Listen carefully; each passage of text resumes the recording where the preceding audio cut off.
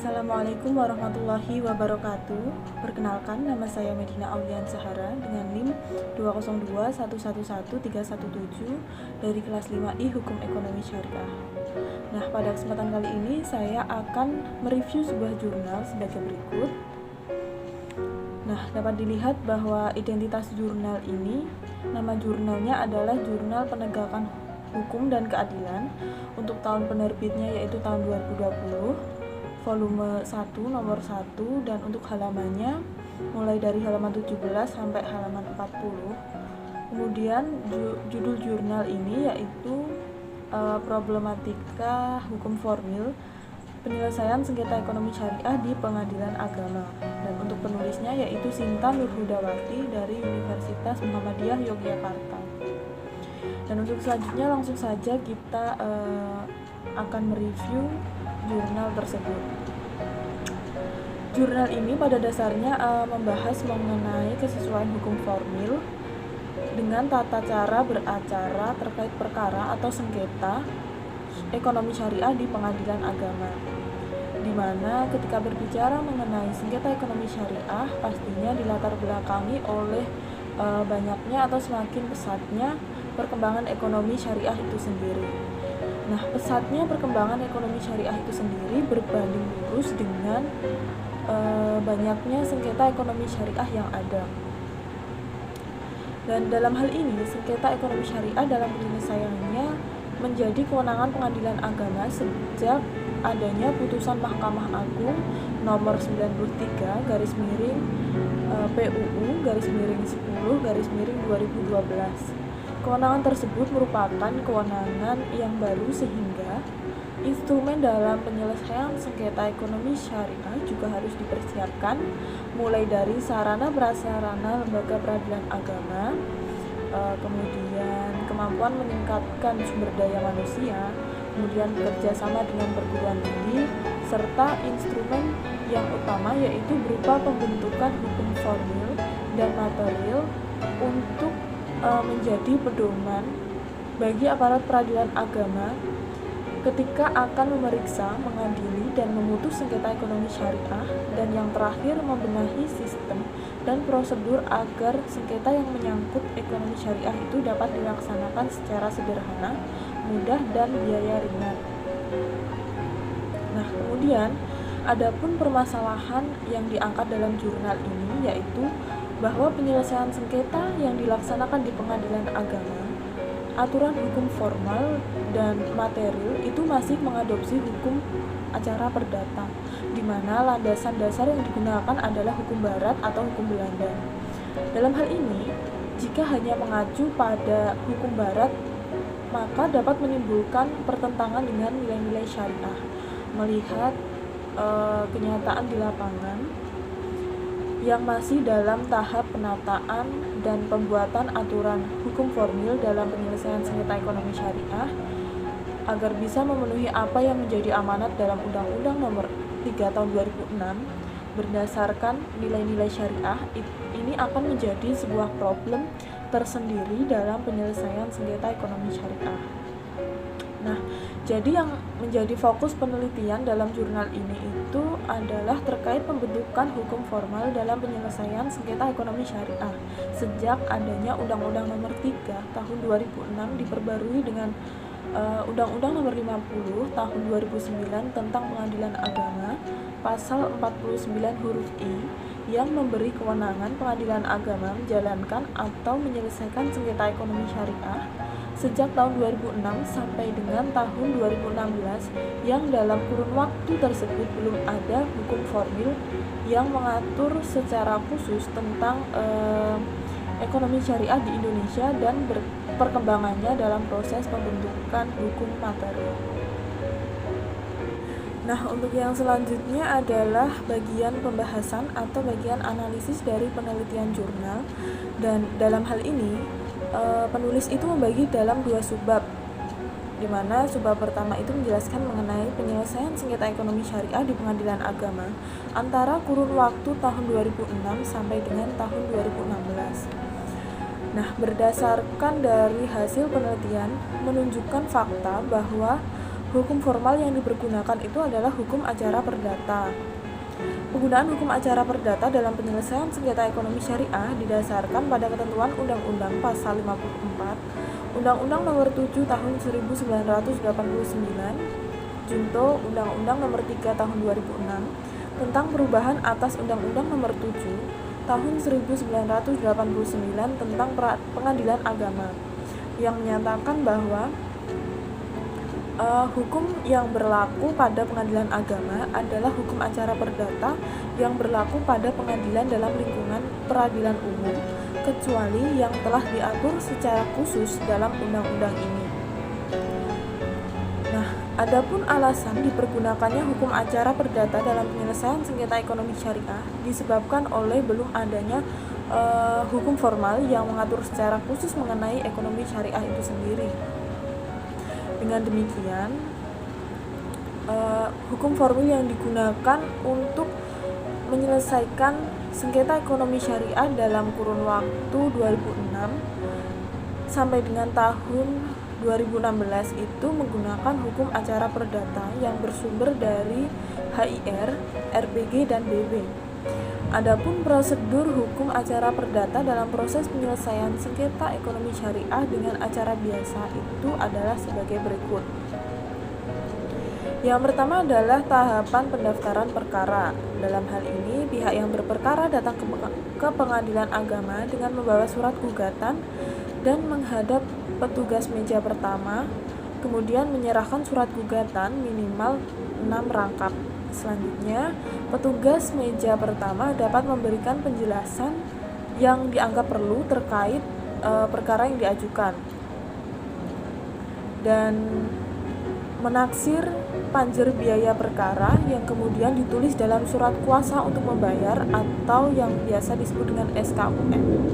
Nah, besarnya panjer biaya perkara diatur dalam pasal 193 RBG atau pasal 182 ayat 1 HIR. Biaya tersebut digunakan untuk biaya kepaniteraan dan materai, biaya pemeriksaan, saksi ahli, juru bahasa, dan biaya sumpah. Kemudian untuk biaya pemeriksaan setempat dan perbuatan hakim yang lain jika ada. Kemudian untuk membayar biaya pemanggilan, pemberitahuan, dan biaya-biaya lain yang berkenaan dengan perkara yang diajukan. Kemudian dalam tahapan ini pihak berperkara membayar SKUM ke bank yang telah ditunjuk oleh pengadilan agama yang besarnya sesuai dengan yang tertera dalam SKUM tersebut. Adapun belangko SKUM kemudian dikembalikan ke kasir dan kasir menandatangani surat kuasa untuk membayar dan membubuhkan nomor urut perkara dan tanggal penerimaan perkara dalam SKUM dan surat gugatan kepada pihak yang berperkara. Kemudian tahapan yang kedua yaitu tahapan persidangan atau tahapan penanganan perkara di persidangan. Dalam hal ini, perkara yang sudah didaftarkan pada pengadilan agama, maka langkah selanjutnya tinggal menunggu panggilan sidang dari jurusita atau jurusita pengganti. Panggilan sidang harus sampai kepada para pihak sekurang-kurangnya itu 3 hari sebelum sidang. Panggilan dilaksanakan di alamat para pihak. Jika tidak diketemukan, maka panggilan disampaikan melalui kepala desa atau lurah di mana pihak bertempat tinggal, dan panggilan harus dilaksanakan secara resmi dan patut. Selain itu, dalam tahapan ini terdapat upaya perdamaian yang biasanya sebelum dimulai sidang, hakim wajib menawarkan untuk mengupayakan adanya perdamaian antara para pihak yang berperkara.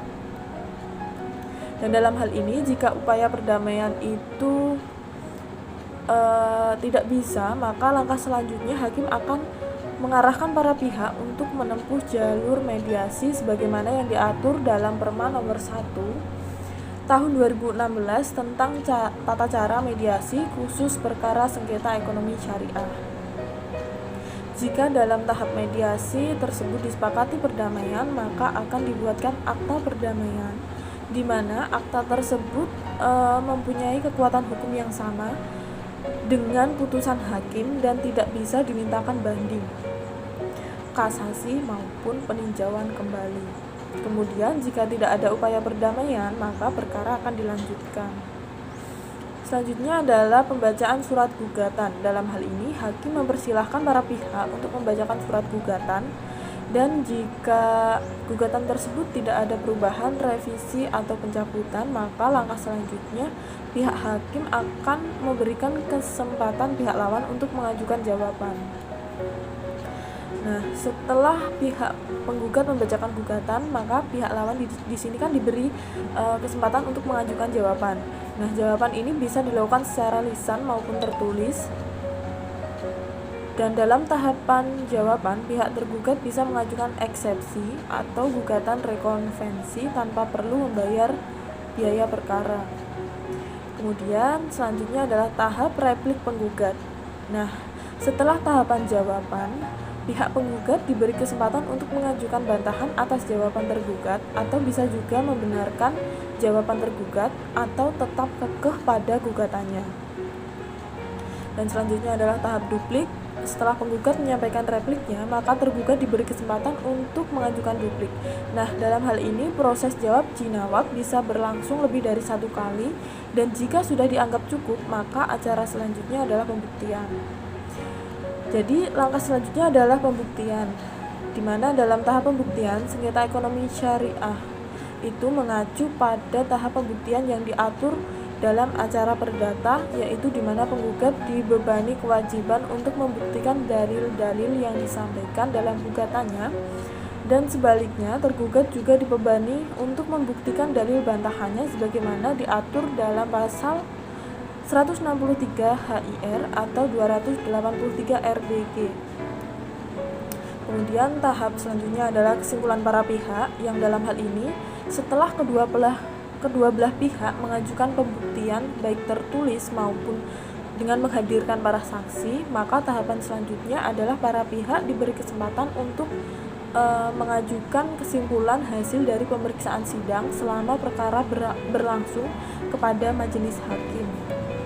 Kemudian tahapan yang selanjutnya adalah tahap musyawarah majelis hakim, di mana rapat musyawarah hakim dalam hal ini dilaksanakan secara tertutup dan bersifat rahasia sebagaimana diatur dalam pasal 19 ayat 3 Undang-Undang Nomor 4 Tahun 2004, bahwa dalam rapat tersebut semua hakim menyampaikan pendapatnya baik secara lisan maupun secara tertulis, dan jika terjadi perbedaan pendapat maka diambil suara terbanyak, dan pendapat yang berbeda tersebut dapat dimuat dalam putusan.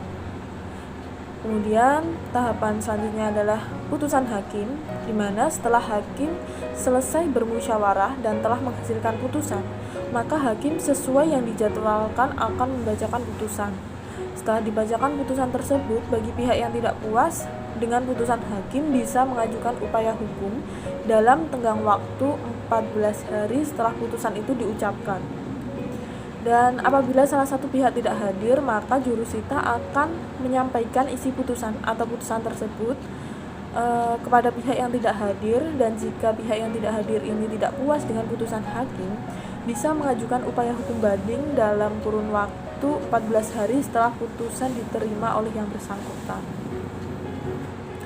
Nah, itu tadi beberapa tahapan beracara terkait penyelesaian sengketa ekonomi syariah dalam hukum acara perdata. Jika dilihat penyelesaian sengketa ekonomi syariah dengan menggunakan hukum acara perdata, sepintas itu tidak ada bedanya dengan prosedur pada pengadilan umum. Namun, penulis dalam jurnal ini beranggapan bahwa terdapat ketidakjelasan penerapan nilai-nilai syariah dalam hukum acara perdata yang digunakan untuk menyelesaikan sengketa ekonomi syariah. Maka dari itu, penulis dalam hal ini membandingkan hukum acara perdata dengan nilai-nilai syariah yang terdapat dalam Al-Quran dan hadis seperti yang ada pada tabel berikut ini. Nah, dari tabel tersebut menunjukkan bahwa kedua hukum tersebut sama-sama mengatur tentang berperkara melalui tahap pengadilan baik HIR dan kaidah Islam. Adapun hukum acara perdata pada pengadilan dalam HIR dan pengadilan dalam hukum Islam berbeda sumbernya. Hukum acara perdata bersumber pada HIR, RBG, dan BW, sedangkan pengadilan dalam Islam bersumber pada kaidah Islam dengan sumber hukumnya mengacu pada Al-Quran. Nah, perbedaan yang lain adalah terkait proses pemeriksaan dilakukan oleh hakim dalam hukum acara perdata tidak mengatur tentang kriteria hakim secara khusus. Berbeda dengan kaidah Islam, disebutkan bahwa hakim adalah orang yang diangkat oleh pemerintah yang diberi tugas untuk menyelesaikan sengketa dan memutus terkait hukum suatu perkara dengan adil. Sebagaimana diriwayatkan dalam hadis Al-Baihaqi, dalam kaidah Islam diatur tentang syarat menjadi seorang hakim antara lain yaitu balik dan beragama Islam, kemudian merdeka, bisa berbuat adil, seorang laki-laki berdasarkan firman Allah dalam Quran surat An-Nisa ayat 34 dan Al-Hadis di mana Rasulullah SAW bersabda, suatu kaum yang menyerahkan urusan pada seorang perempuan tidak akan bahagia. Hadis riwayat Al-Bukhari. Memahami dan menguasai hukum Al-Quran dan hadis. Kemudian seorang hakim juga harus memahami ijma ulama, memahami bahasa Arab, memahami metode ijtihad sebagaimana firman Allah dalam Quran surat Al-Isra ayat 36. Dan janganlah kamu mengikuti apa yang kamu tidak mempunyai pengetahuan tentangnya. Bahwasanya pendengaran, penglihatan, dan hati kesemuanya itu akan dimintai pertanggungjawaban. Kemudian syarat yang terakhir adalah memiliki ingatan yang kuat. Nah, sedangkan dalam hukum acara perdata yang bersumber dari HIR atau RBG itu tidak diatur terkait tentang kriteria hakim, bahkan pengaturan hakim justru diatur dalam Peraturan Mahkamah Agung dan Undang-Undang Pengadilan Agama. Adapun syarat-syarat hakim sebagaimana diatur dalam pasal 1 Undang-Undang Nomor 3 Tahun 2006 yaitu sebagai berikut. Yang pertama, seorang hakim itu harus warga negara Indonesia dan yang paling utama adalah beragama Islam. Kemudian bertakwa kepada Tuhan Yang Maha Esa dan setia kepada Pancasila dan Undang-Undang Dasar Negara Republik Indonesia tahun 1945. Kemudian seorang hakim harus sarjana syariah atau sarjana hukum yang menguasai Islam. Kemudian berwibawa, jujur, adil, dan berkelakuan tidak tercela. Kemudian sehat jasmani dan rohani, dan bukan anggota organisasi terlarang. Nah, terkait kriteria hakim dalam pengaturan undang-undang tersebut sudah memasukkan beberapa unsur kaidah-kaidah Islam dalam pengaturan hakim untuk menyelesaikan sengketa ekonomi syariah. Namun tidak secara spesifik sama dengan kaidah-kaidah Islam. Kemudian dalam proses penyelesaian sengketa dalam tahap pembuktian kedua, peraturan dalam hukum acara perdata dan kaidah Islam sama-sama menganut terkait tentang pembuktian. Yang membedakannya adalah pada syarat saksi perkara. Kaidah Islam yang bersumber pada Al-Quran menentukan bahwa syarat utama untuk saksi adalah Islam, balik, berakal, adil, menyaksikan secara langsung, bisa berbicara, baik ingatan dan teliti. Sedangkan dalam hukum acara perdata, pengaturan saksi terdapat dalam pasal 168 sampai 172 HIR, di mana syarat-syarat saksi harus memenuhi syarat formil dan material untuk bisa menjadi seorang saksi. Kemudian terkait macam-macam alat bukti antara hukum perdata dan hukum Islam itu juga berbeda. Menurut hukum Islam, alat bukti itu ada 7 macam, yaitu al-iqrar, al-bayyinah, al-yamin, an-nuhul, al-khosamah, ilmu pengetahuan hakim, dan qarinah. Sedangkan menurut hukum perdata, pengertian pembuktian adalah mempertimbangkan secara logis kebenaran suatu fakta atau peristiwa berdasarkan alat-alat bukti yang sah dan menurut hukum pembuktian yang berlaku. Kemudian alat-alat bukti dalam perkara perdata itu diatur dalam pasal 164 HIR atau pasal 284 RBG, yakni alat bukti itu berupa surat, alat bukti saksi, kemudian alat bukti persangkaan, alat bukti pengakuan, alat bukti sumpah, pemeriksaan di tempat, diatur dalam pasal 153 HIR atau pasal 180 RPG.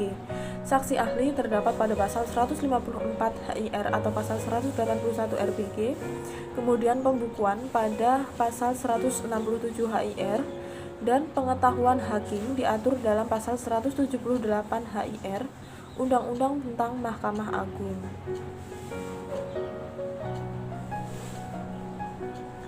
Kemudian tahap pengambilan keputusan dan hukum acara dalam hukum acara perdata dengan kaidah Islam itu perbedaannya terkait sumber penemuan hukumnya, di mana hukum acara perdata sumber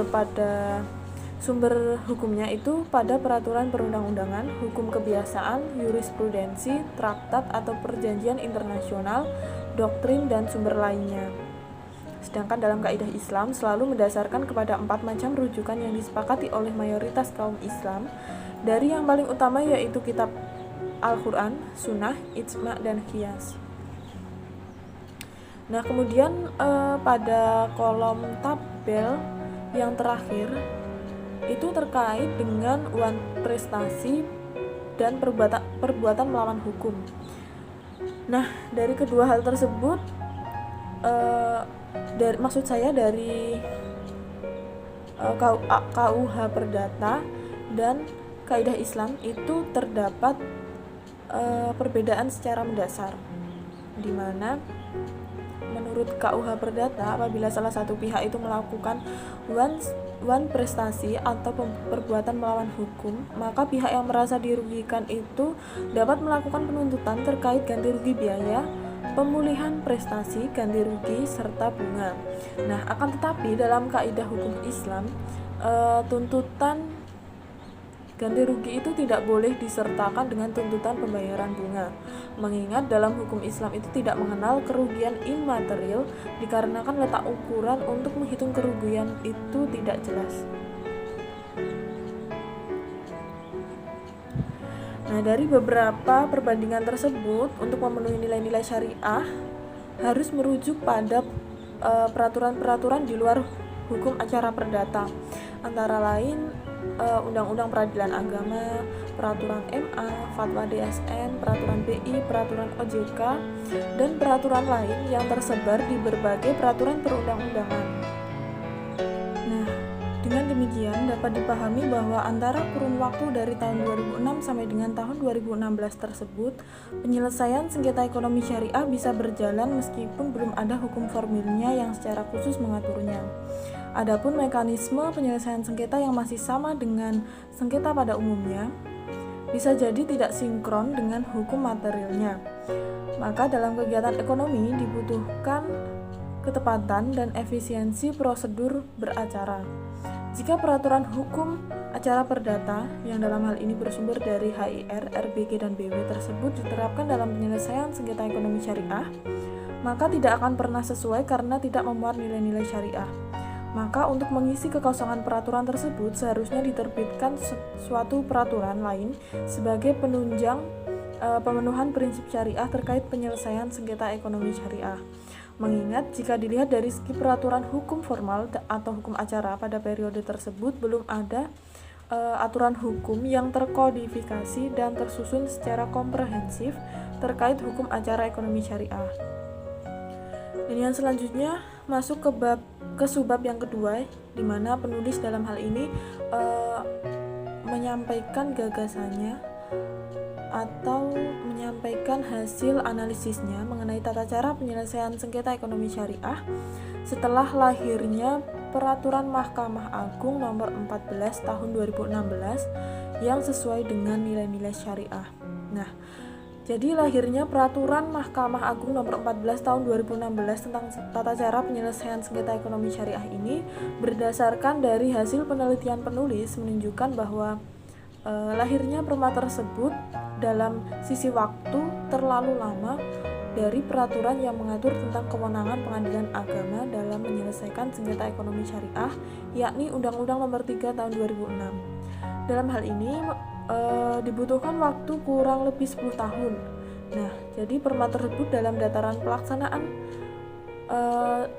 dalam dataran pelaksanaannya merupakan produk aturan yang digolongkan sebagai hukum formil ekonomi syariah. Dalam hal ini, penulis itu mengkaji apakah Perma nomor 14 tahun 2016 sebagai hukum formil atau hukum acara dalam sisi aturannya berbeda dengan hukum acara perdata yang bersumber dari HIR, RBG, dan BW yang terlebih dahulu dipakai sebagai hukum acara dengan menguraikan mekanisme beracara menurut Perma nomor 14 tahun 2016 dan hukum acara perdata pada tabel seperti yang tertera pada gambar di atas. Nah, berdasarkan tabel di atas, penyelesaian sengketa ekonomi syariah menurut Perma dan hukum acara perdata ada perbedaan, yakni pada kolom pertama dalam Perma tersebut membedakan terkait pelaksanaan penyelesaian sengketa dengan membedakan besar kecilnya objek sengketa. Sedangkan hukum acara perdata tidak membedakan karena dalam hukum acara perdata hanya mengenal satu penyelesaian sengketa dengan acara biasa. Kemudian terkait domisili para pihak yang berperkara dengan acara sederhana, penggugat dan tergugat berdomisili di wilayah hukum yang sama. Sedangkan dalam acara biasa tidak harus berdomisili di wilayah hukum yang sama. Selanjutnya terkait jumlah para pihak yang berperkara dalam acara sederhana, penggugat dan tergugat masing-masing tidak boleh lebih dari satu. Sedangkan dalam acara biasa, penggugat dan tergugat itu masing-masing boleh lebih dari satu. Nah, untuk yang acara sederhana tadi, penggugat dan tergugat itu masing-masing tidak boleh lebih dari satu, kecuali punya kepentingan hukum yang sama. Kemudian terkait pendaftaran perkara dalam acara sederhana menurut Perma, itu dilakukan dengan menggunakan belangko gugatan, sedangkan dalam acara biasa hanya dilakukan dengan membuat surat gugatan. Terkait dengan pengajuan bukti dalam acara sederhana harus bersamaan dengan pendaftaran perkara, sedangkan dalam acara biasa dilakukan saat sidang beragenda pembuktian. Adapun pendaftaran perkara, penunjukan hakim dan panitera dalam sidang pada acara sederhana paling lama itu 2 hari, sedangkan pada acara biasa paling lama itu 1 bulan.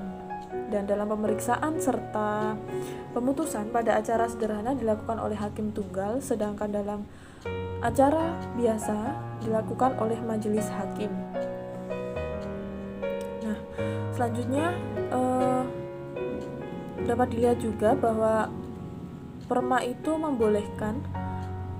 memperbolehkan penggunaan sarana informasi berbasis teknologi dalam pemanggilan para pihak dan tahap pembuktian, yang dalam hal ini hakim bisa meminta keterangan para ahli dengan bantuan sarana informasi teknologi. Sedangkan dalam hukum acara perdata tidak mengenal hal tersebut. Kemudian tentang tulisan lafal bismillah, dalam Perma ditegaskan bahwa penulisan itu ditulis dengan menggunakan huruf Arab dalam penyelesaian sengketa ekonomi syariah. Sedangkan dalam pemeriksaan biasa atau dalam acara biasa itu tidak disebutkan harus ditulis dengan huruf apa. Kemudian terkait pelaksanaan putusan pada acara sederhana, eksekusi hak tanggungan dan fidusia itu bisa menjadi kewenangan pengadilan agama. Sedangkan dalam acara biasa, pengaturan mendasarkan pada alasan dan pertimbangan hukumnya. Selain itu, dalam Perma tersebut juga diatur bahwa pengadilan agama berhak melakukan eksekusi terkait putusan hak tanggungan dan fidusia tadi. Jadi, dalam pengadilan agama itu, pengadilan agama berhak untuk melakukan eksekusi terkait putusan hak tanggungan dan fidusia sebagaimana diatur dalam pasal 13, dan hal ini menunjukkan bahwa kewenangan pengadilan agama itu semakin besar. Nah, yang selanjutnya terkait penerapan nilai-nilai syariah dalam Perma nomor 14 tahun 2016, berdasarkan dari hasil penelitian yang dilakukan oleh penulis dalam jurnal tersebut, tercantum dalam tabel seperti berikut. Nah, Dari tabel itu bisa dilihat bahwa lahirnya Perma nomor 14 tahun 2016 tentang tata cara penyelesaian sengketa ekonomi syariah dalam pengaturannya telah sinkron dengan hukum materialnya, sehingga sesuai dalam dataran pelaksanaannya. Adanya pemeriksaan sederhana dengan waktu 25 hari merupakan terobosan hukum yang sesuai dengan kaidah hukum Islam. Adanya pemeriksaan pendahuluan, hal tersebut juga sudah sesuai dengan kaidah Islam di mana hakim wajib mengadili perkara dengan sikap kehati-hatian. Penggunaan sistem teknologi informasi dalam proses pendaftaran dan alat bukti, hal tersebut juga sudah sesuai dengan era kegiatan ekonomi saat ini yang baru dengan ekonomi digital, yaitu kegiatan ekonomi berbasis teknologi. Kemudian, dalam putusan yang ditekankan harus bersumber dari Al-Quran dan Al-Hadis atau mengandung prinsip-prinsip syariah. Baru peraturan lain jika kedua sumber tersebut tidak dapat mengaturnya. Dan untuk selanjutnya adalah kesimpulan dari jurnal secara keseluruhan. Pada intinya, terkait dengan Perma nomor 14 tahun 2016 itu sudah menunjukkan bahwa aturan tersebut lahir atas permasalahan sebelumnya, sehingga diperlukan aturan hukum yang mampu menghadirkan nilai-nilai syariah dalam penegakan hukum materialnya. Meskipun aturan tersebut masih bersifat Perma untuk penanganan sengketa ekonomi syariah, namun Perma tersebut sangat membantu bagi hakim dalam memeriksa dan memutus sengketa ekonomi syariah. Dan berdasarkan hasil penelitian penulis, hukum formal atau hukum acara dalam konteks hukum dalam peraturan perundang-undangan belum mengatur secara jelas terkait ukuran nilai-nilai syariah dalam proses beracara. Sementara dalam Perma ini dijelaskan dalam ketentuan umum terkait prinsip syariah, yaitu prinsip hukum Islam dalam kegiatan ekonomi syariah berdasarkan fatwa yang dikeluarkan oleh lembaga yang berwenang mengeluarkan fatwa di bidang syariah. Nah, untuk kedudukan Perma sebagai aturan dalam pelaksanaan penyelesaian sengketa ekonomi syariah itu sendiri, jika dilihat dari kewenangan atau cakupan kegiatan ekonomi syariah yang luas sebagaimana diatur dalam pasal 49 huruf I Undang-Undang Nomor 3 Tahun 2006, bahwa Pengadilan Agama bertugas dan berwenang memeriksa, mengadili dan menyelesaikan perkara di tingkat pertama antara orang-orang yang beragama Islam dalam bidang ekonomi syariah yang meliputi bank syariah, lembaga keuangan mikro syariah, asuransi syariah, reasuransi syariah, reksadana syariah, obligasi syariah, dan surat berharga berjangka menengah syariah, kemudian sekuritas syariah, pembiayaan syariah, pegadaian syariah, dana pensiun, lembaga keuangan syariah, dan bisnis syariah. Dirasa belum cukup dikarenakan peraturan yang terdapat dalam Perma nomor 14 tahun 2016 itu masih bersifat umum dan belum mencakup secara lengkap terkait hukum acara.